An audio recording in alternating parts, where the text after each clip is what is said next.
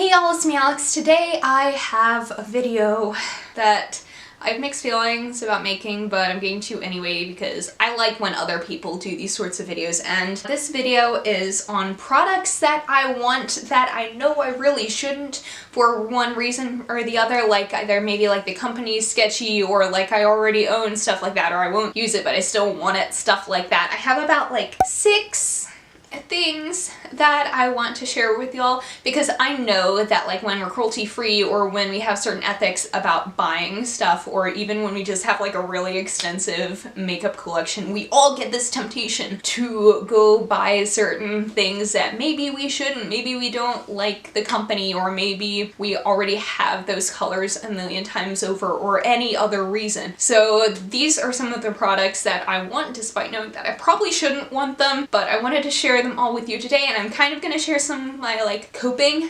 stuff too, because I think we all need ways of talking ourselves out of stuff that we want that we shouldn't. So anyway, I'll get started. So most of the things that I'm including are eyeshadow palettes simply because I love eyeshadow, obviously, as evidenced by my face. Anyway, the first item that I want, even though I know I shouldn't, is the Morphe 3502. Now, I've seen so many beautiful looks from a lot of friends, from people on Instagram coming out of this palette, and I think it is like really gorgeous, but I also know that like 35 shadows is a lot and that'll be really overwhelming, and I don't have the room for a palette like that. It is not practical. Morphe's cruelty-free status is kind of sketchy anyway, although I do have like one of their palettes, like their Kathleen Lights palette, and I thought that was actually pretty decent, so I don't have any issue with the quality of their shadows, but also it's 35 shadows. It is huge. We all know that one individual person won't use every shade in that palette.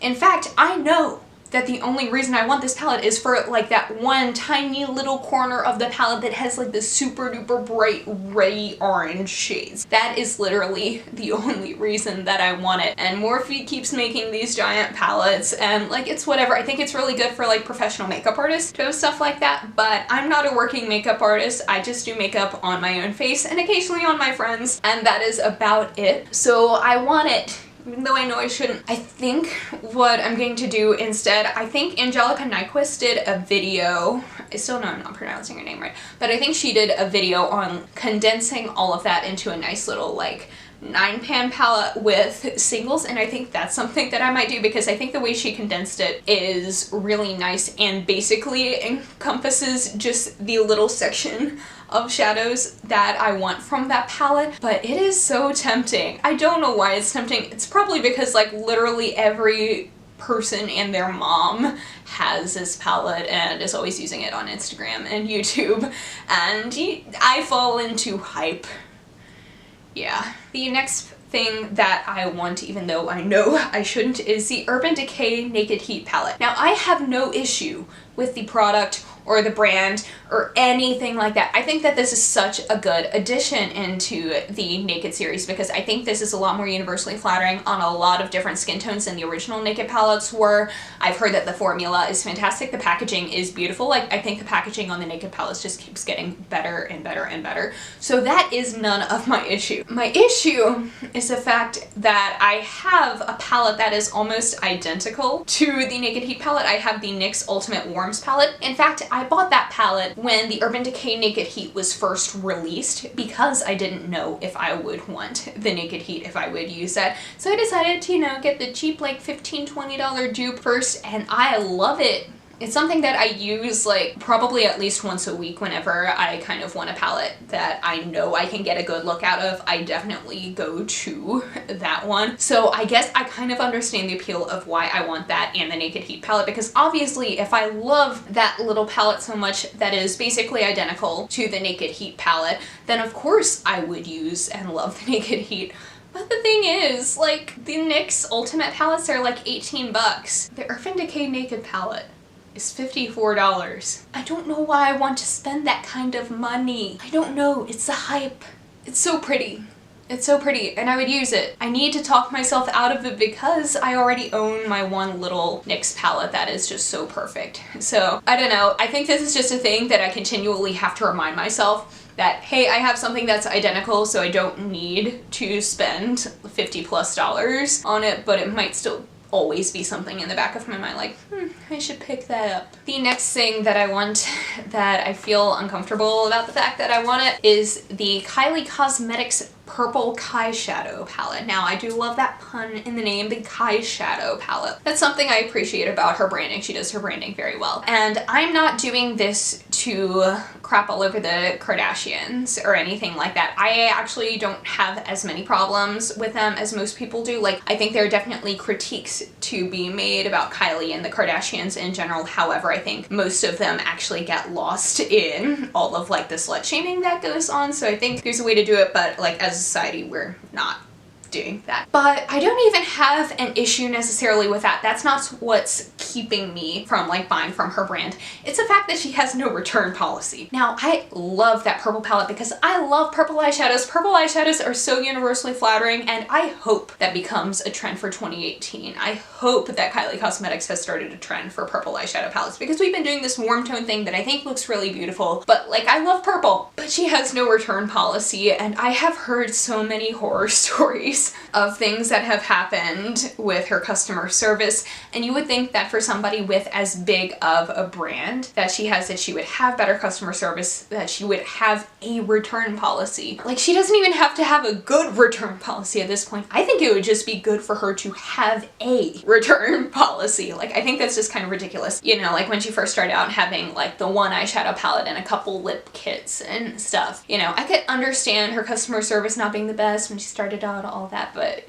your brand's huge now, girl, and I would love to buy that from you. I would love your purple eyeshadow palette, but I don't feel comfortable buying from the brand. And along that same lines is literally every Juvia's Place palette ever. So a while back, you'll see on my channel, last year I had done a video with my friend Joy where we swapped makeup bags, and she had given me the Nubian 2 palette. Or no, it was the original Nubian palette, and I loved it. The shadow quality was so good. It was very neutral, so it's not particularly my thing. It was really nice, and I love the shadow quality, and it was really good about being like nice and blendable and pigmented without feeling super heavy on the eyes. And I know that Juvia's Place makes these gorgeous, bright, shimmery, pigmented eyeshadow palettes. I've especially been lusting after the Deuce palette, especially like right around Valentine's Day, because I thought that would have just been like the cutest Valentine's palette with all of the cutest looks for that kind of season. And for springtime in general, I think that palette would be super cute. But I'm also terrified of their customer service, and that sucks because I want to support more Black-owned makeup brands. Like, that is a thing that I'm actively like trying to do. I'm trying to support like more indie makeup brands and more Black-owned makeup brands. I'm just scared of their customer service because I like the Kylie brand. I have heard so many horror stories of their customer service, and I know my friend Joy said that she really likes her palette, but it did take forever. It took a few months for her to even be able to get her palette. And I know Fiora NYX, I've watched her review of their customer service, her story about their customer service, and that did not go over well. And so I've heard amazing things about their quality of their products, but not so much about the quality of their service. So I really hope that that is a thing that improves. You know, I'm understanding of the fact that they're a small business. I want their stuff. I want better customer service. I still might order from them if it ever gets to a point where I feel more comfortable ordering from them, but that might just take a little bit. The next thing is something that I am very ashamed to admit, and that is the fact that every time Lime Crime comes out with a new release, I think to myself, maybe it's time to forgive and forget. Maybe, you know what, we should move past things. No, I shouldn't. I think for stuff like this is the reason that websites that dupe that exist, because that is how I get through everything that I want from Lime Crime. Because Lime Crime is basically my exact aesthetic. All of like the bright alternative colors, and like I love the look of the Venus 2 palette and like that new Venus XL palette that they just released, and all of their different shades of their velveteens and their eyeshadows and like the pastels, but also the dark colors and the bright colors and the everything. But I know there's shady AF. I do not trust that company one bit. I feel as though maybe if it was just a scandal where their website wasn't secure and the credit card information happened and like it was safe now, I might still feel comfortable buying from them because they go through a lot of third-party sellers like Ulta and Urban Outfitters. But between that and their racism and their like doxing of beauty bloggers, I really feel uncomfortable. And the thing is, people are like, oh, well, they've changed. From what I look at, because literally all I have to do every time that they do a new release is do a quick little Google search to see what other bullcrap that they've pulled recently. I know I sound kind of like a jerk saying everything that I'm saying in this video, like it's gonna be hella negative, but this is how I feel. So I feel as though they keep on doing stuff and doing stuff. Like all of their stuff seems pretty recent. Like there's always some scandal involved with them. So I'm not sure if I can say that they've changed, that it's easy to forgive and forget, because the thing is, I also haven't really seen any apologies for behavior, because you know what? I can accept the fact that people change and that people can become better. Like you know, I love Jesus, I believe in forgiveness and all of that stuff. But I also, in order for me to feel comfortable supporting someone who has had a past like that, I feel as though there needs to be an apology.